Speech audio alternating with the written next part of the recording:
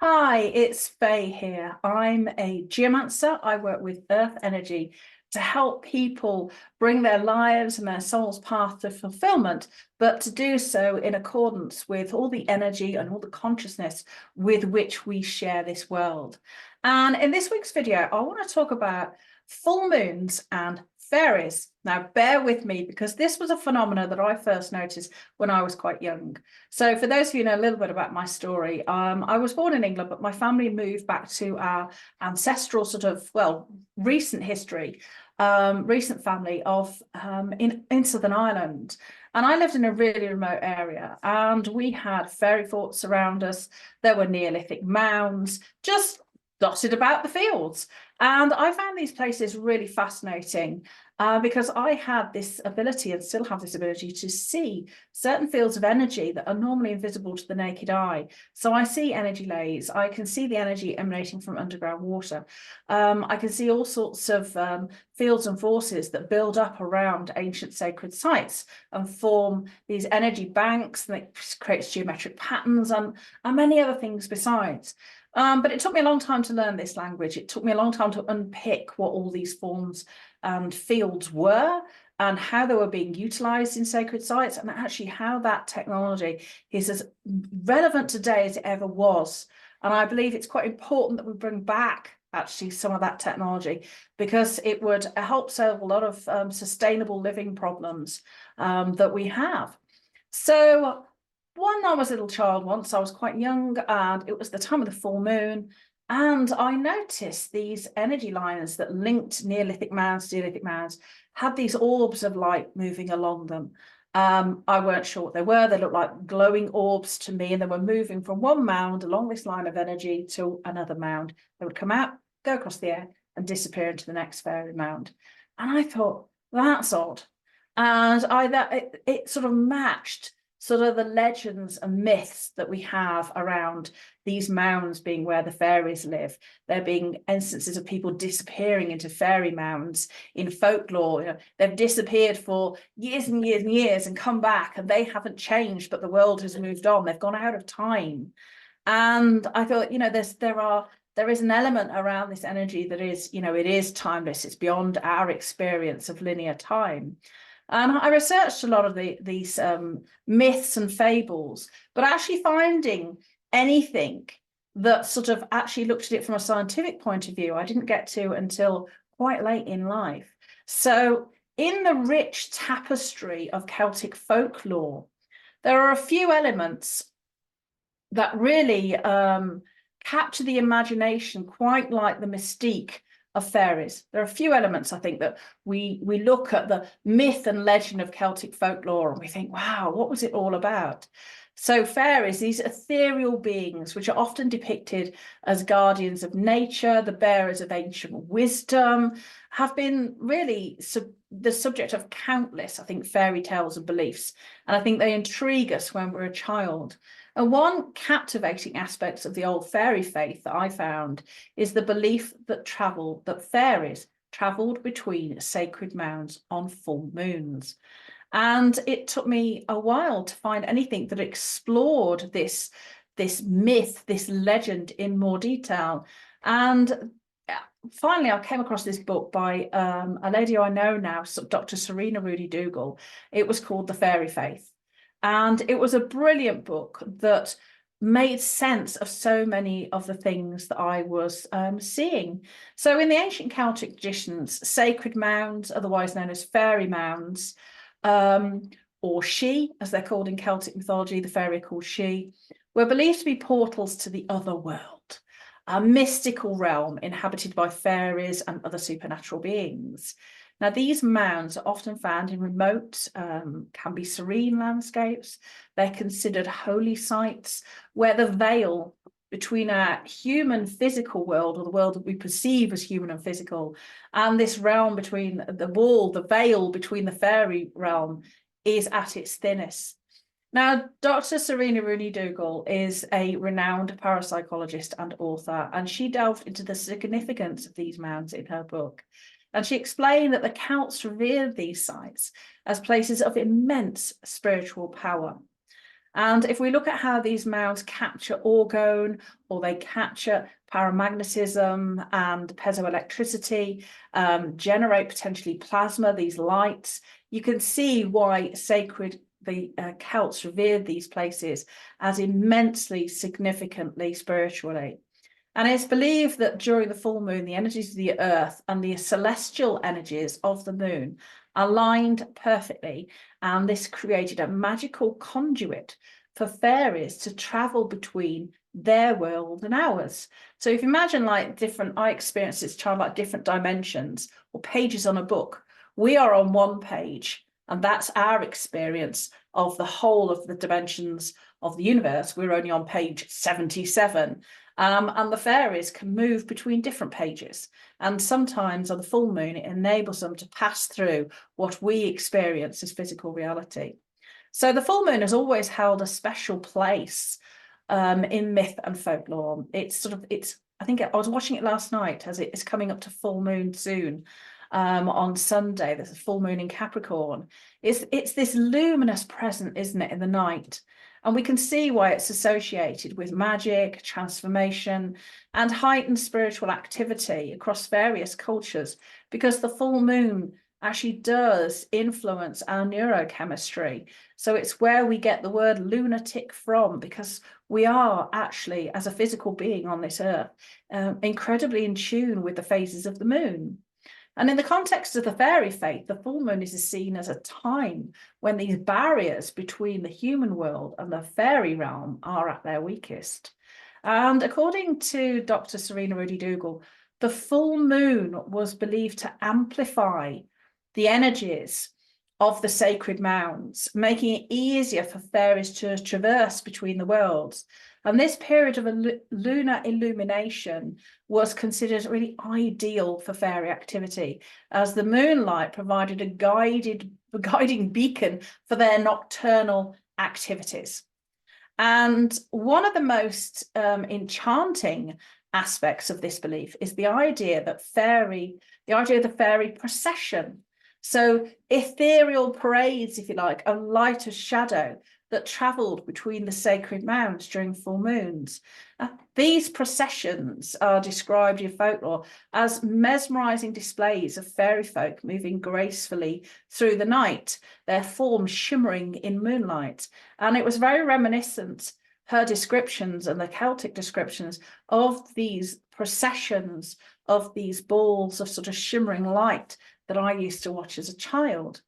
And just as I saw them moving in a line, there are accounts of from witnesses who claim to see these fairy processions moving in a line, often accompanied by ethereal music or soft whispering voices.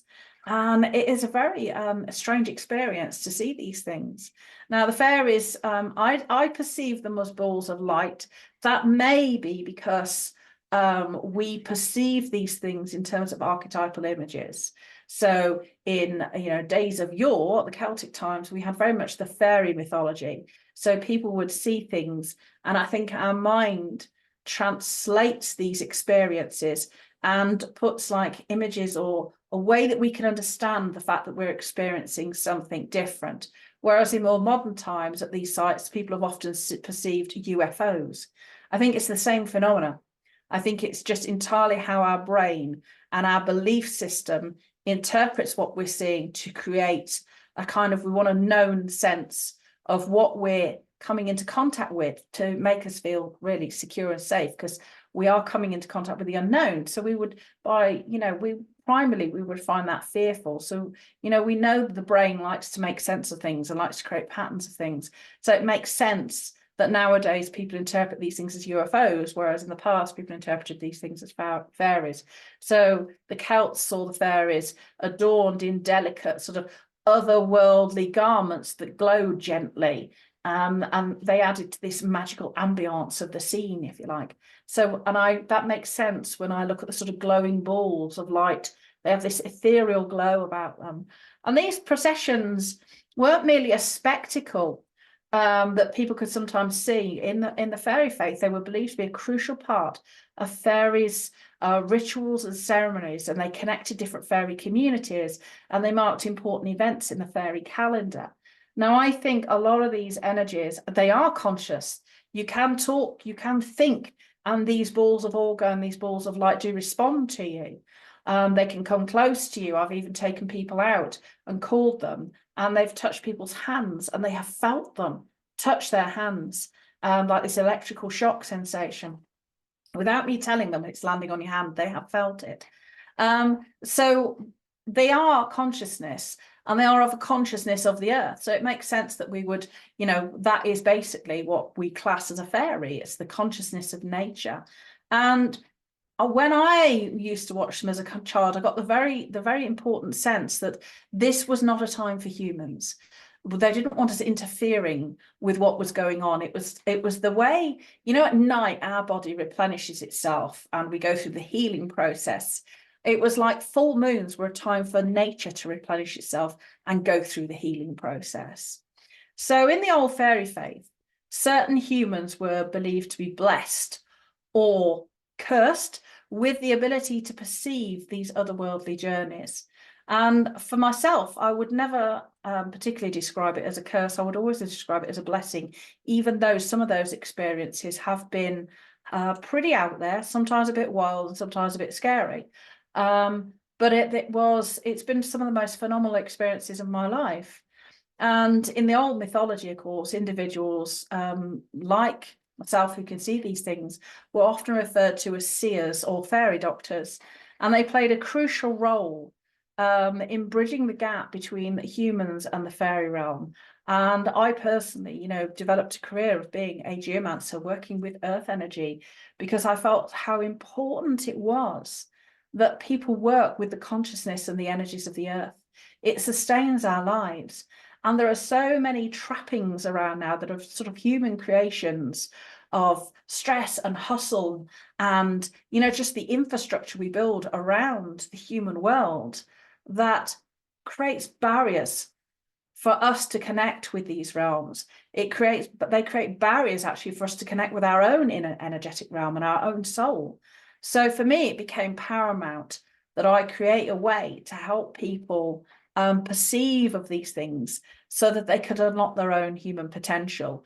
Because when we experience these things, we are having altered states of consciousness. We are having a heightened extrasensory experience. But using the right tools of things like fairy mounds and sacred structure, a lot of people can have these experiences. But once you have them, it changes how you see reality. So, you know, the old accounts of fairy processions, of full moon travels, you know, these pass down through generations and they enrich this tapestry of folklore. Now, Dr. Serena Roney-Dougal, and I've actually worked with her now in the past, highlights that these seers often describe fairies as benevolent beings who could bring good fortune and protection to those who respected their ways. And I would say that's true. I think from my own geomancy work and the people who work with me in programs or work with me one-to-one, when we work with these beings, life shifts gear. It changes into something else. The struggles that we had, you know, the solutions arise. And it means that we're now treading a path that's in energetic alignment with our soul. There's an energetic alignment with the wider world. So all the roadblocks that we hit, because we're actually not on our path, start to dissolve away. And these other beings, you know, they want humans to be fully themselves, because we wouldn't be as destructive and we wouldn't be as violent and we wouldn't be as anything if we were fully embodying our true potential. So they want to support us. They want to work with us. Nature wants to live beside us. It doesn't want us living as some omnipotent being that can decimate it at will. So when we work with these beings, it really does shift our life into a co-creative relationship rather than one of sort of egocentric omnipotence. However, I believe this is very true. In the ancient myths and legends, there was also cautioned, we were always cautioned that disrespecting the sacred mounds or attempting to interfere with the fairy processions could result in misfortune or the wrath of the fairies. So this sort of duality added an element really of reverence and caution to the interactions with the human and fairy world.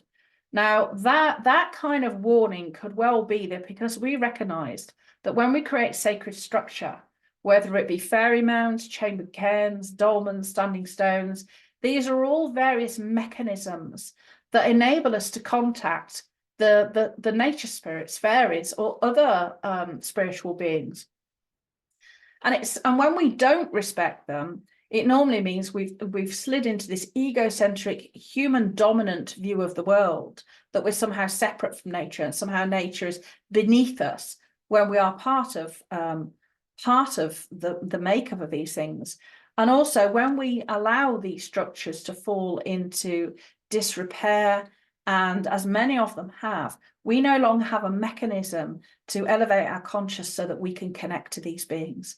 And I think, this view that there will be misfortune and even the wrath of the fairies is like a twisted version of the fact that, it's saying if we don't honor this way of being, our lives suffer as a result of it. And, there have been huge advancements, don't get me wrong, in, humans' ability to survive, and in healthcare and in education, and many, many things which are incredibly valuable. But I also think that on a spiritual level, many, many people are suffering with a sense of disconnect and this constant search for meaning. And yet the search for meaning can begin with the very places that we live, the very earth that we're stood on, because it contains an incredible amount of non-human consciousness that we can work with and that we can talk to. So the legacy of the fairy faith, this belief that fairies traveling between mounds, sacred mounds and on full moons, is more than just a whimsical tale. It reflects a deep connection to nature and a profound respect for the unseen forces that shape our world. There are all sorts of fields and forces that I thought of as earth energy, but they are actually part of nature consciousness. An energy line, for instance, a ley line, is not just a line of energy, it has its own consciousness. A tree has an energy blueprint for a tree, but that blueprint is held by the spirit of tree. So it's a way of working with these unseen forces that shape the world that we live in. It gives us access to the blueprint before things come into form. So this aspect of the fairy faith, as being this deep connection, a deep spiritual connection to nature, it underscores the importance of living in harmony with the natural environment and recognizing the rhythms and cycles that govern life. So we have the full moon coming up that will then we have the waning moon that will then go back to the new moon, the darkness. That's the beginning, the conception phase again, before everything starts to come up to this fullness again. And we see that the full moon does that cycle, obviously, every month. The sun does that cycle every year. We do that cycle through our lifespan. So it's cycles within cycles within cycles. And when we have this deep connection to nature and recognize where we are in different aspects of our lives in this cycle, where am I on the cycle of my relationship? Where am I in the cycle of my life? Where am I in the cycle of career? Where are my children in their life cycle? So we can meet people, we really can start to meet people where they are and meet our lives where we are without trying to force to jump ahead or neglect bits that we need to deal with. We have to progress around that cycle. There is no other way of going around it. We can't jump across and we can't go back. So when we embrace where we are on these cycles, we're actually embracing living with the cycles that create reality. And I think that's what's so profound about the fairy faith. And recognizing that there are lines of energy that crop up at certain times that nature uses to replenish and nurture itself. And if we're privileged to be able to observe that, it is deeply a privilege, but it's also a sense of we don't want to get trapped in with them because, we can slip out of time at these things. And I've had trips in fairy mounds when I was younger that, when I was there, lasted an incredible amount of time, but actually in reality I might have only been sat on a hillside for an hour, but I was there for days in my head. So there are some incredible lessons to be learned about the nature of time and about the nature of reality when we work these things. So, but at its core, the fairy faith encourages a reverence for nature. It urges us to appreciate and protect the landscapes that are imbued with magical energies.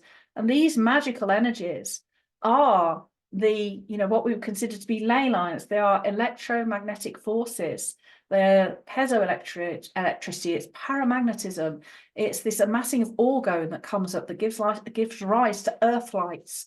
These energies have a magical property for us, because it's these energies that stimulate neurochemistry within us that enables us to have out-of-body extrasensory perception, enhance our consciousness, understand our human potential as an incredibly powerful creator. So sacred mounds and their association with fairies serve us really as a reminder of the sanctity of life on earth and the need to maintain our respectful relationship with the natural world. I think, when we see areas that are being decimated, for instance, things like cobalt mining, for electric vehicles and batteries for our phones, decimating the landscape, we can see that it decimates the people. It is so destructive. So I think, we really need to look into, and I know, researching alternative technology, alternative sources of energy, is not without its dangers, because people who have, found alternative sources of free energy, things do happen to them. But we can use sacred structure and geomancy in our own homes and gardens to enhance our lives. And I think that's been the most profound lessons for me, is that, as a society, we are not going to be building huge-scale sacred mounds in the foreseeable future, nor are we going to be erecting modern-day chambered cairns.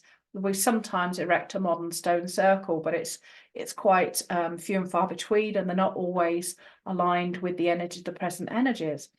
So we can incorporate this technology into our own lives in our own way, in our own homes, in our own gardens, could connect to the very patch of earth that we live on, that we call our own, because we actually share it with many, many consciousnesses. And I think having a reverence for the fairy faith is not primitive or naive. I think that misunderstands it. It is a way of recognizing that these energies are present and that they are key, actually, to our own spiritual development, and that we are part of a rich tapestry of nature. We are not above it, we are not omnipotent, and it brings us back to that connection. So a belief system of the fairy faith, it promotes the idea is that nature is not merely a backdrop for human activity, but a living, breathing entity that deserves our care and respect. So the stories and beliefs around fairy mounds and fairies traveling between sacred mounds, it actually provides a tangible connection to the past. When we look at our fascination with sacred sites now, what we're learning about them in terms of orgone and earth lights and resonance and frequency and sound, many sacred sites, have really wonderful harmonics, which makes sense when we think about the noises and the sounds that these processions make, these weird ethereal noises, a bit like almost like the noises of space. And these stories and beliefs allow us to glimpse the worldview of our ancestors, who saw the world as a place teeming with magic and mystery. And I think it is to our detriment that we've lost that worldview of a world teeming with magic and mystery. We sort of think everything's discovered and everything's found and science has explained everything. But of course, that's far from the truth. Science should always have an inquiring mind. And I'm very grateful for people like Dr. Serena Roney-Dougal and others who are interested in the parapsychology and our deep spiritual connection to the earth, how our own bodies, hormonal and neurochemical responses are in tune with the Earth's electromagnetic fields and cosmic forces of the phases of the moon, and we are triggered by high light photon activity by the sun. We are very much a natural being in tune with our surroundings, but we have this veneer, quite a thin veneer at times, a sort of human civility and separation. And I think you know, anybody who's interested in earth energies and anybody who's interested in geomancy, I think we're actually re-seeking that connection. So, you know, if you're interested in reading Dr. Serena Roney-Dougal's The Fairy Faith, it offers a valuable window into these ancient beliefs, preserving this rich heritage of Celtic folklore and ensuring that these sort of enchanting tales continue to inspire future generations. And, you know, we could argue, well, what relevance is the fairy faith to modern world? You know, why should we not be, you know, accepting the fact that they don't exist, or, you know, it's all UFOs? I mean, you know, that some of the fairy sightings, when you read them in relation to modern UFO sightings, it could be just two different descriptions of the same phenomena, bearing on your belief system and the time that you're living in. So while the old fairy faith may seem distant from our modern lives, its lessons, I think, remain relevant. It's an age, in an age where technology, phones, computers, you know, we're constantly in the grasp of technology. We're constantly, you know, on our phones, you know, hustling, grinding. There's TV, there's radio, there's this constant noise of technology that's sort of eating away at our soul in a way. And this technology often disconnects us from the natural world. This is why we are told to go for a walk, put your phone down, go forest bathing, because we live such a large proportion of our day almost in a false state of being. Whereas when we were out working the land, making clothes, building houses, you know, when our whole life was about sustaining our life, we were very much more in touch with nature. Now, I'm not advocating that we go back to, you know, farmer settler life, because that's hard and people died young, and we died of diseases. But I think we have the luxury of the technology and the luxury of modern living. We have the time and capacity and the safety to explore this deep connection to nature in a way perhaps that we didn't have before. So the fairy faith calls us back to a simpler and more harmonious way of living. It doesn't mean we have to abandon all that technology. I think we just have to stop technology sort of taking hold of our lives. We have to really reframe our technology. It is a tool, whereas I think it's slipping into control. So the fairy faith reminds us to pay attention to the cycles of nature, to honor the sacredness of the land, and really to find wonder and magic in the world around us. I have a pond in my garden. Every year I wonder at the frogs that come into spawn. I watch the spawn grow. I watch them become tadpoles and morph into tiny frogs. I'm obsessed with how things grow. I listen to the owls and the chicks in the trees at the end of huge trees at the edge of my garden. You know, start to find the wonder and magic in the world around you. It is a profoundly spiritually awakening experience. It frees you up from so much of this inner diatribe and negative voices that we can find ourselves succumbing to because of the influence of technology. We go onto Instagram and it's all perfect houses and perfect people with perfect lives, which we know is false. So, you know, shut down the technology, go out into your garden with your spare tire and your holes in your jeans, leave your messy cup in the side of the kitchen. It won't matter. Go out and connect to nature. You know, life is short. Life is for living. You know, make every day count. Every time the sun comes up and sets, I always think that's one day. I don't mean this negative, but that's one day knocked off the chart of my life. And I don't want to get all of a sudden to see loads of squares knocked off on this chart of my life for 10 years. Just, you know, it can slip by in an eye. So make the most of every day and go out there and connect to nature. And by integrating these sort of ancient beliefs into our contemporary lives, to talk to the plants, to talk to the trees, to talk to the rocks, we can cultivate a much deeper sense of connection, mindfulness, and respect for our environment. And I think that's what the world needs right now. We need each and every one of us to really reconnect, particularly in the Western world, to reconnect to nature in our own personal lives. Because when we do that, we really start to understand, why am I here? What value did I come to give to the world? Who am I? You know, what is my mission? And by being surrounded by supportive energies in our home and our environment, we can start to walk that path. So, yeah. So I hope the legends of fairy travels between sacred mounds of the full moons have inspired you to recognize that we are surrounded by consciousness. We are surrounded by other beings, and we can still, these beliefs are still as relevant today as they ever were. So I'd love to hear if you have any tales of fairy folk and any encounters with other beings. And of course, like and subscribe this video and share. And if you are interested, you can download from the link below a quiz to help you identify whether the earth energy in your home is supporting you in your health, your life, your relationships, and your abundance, or if that energy is actually impeding you, if it's holding you back, if it's blocking you from achieving all the things that you want to do. So just click the link below and you can download that. Like, subscribe, and share this video. I'd love to hear from you. And I will see you all next time.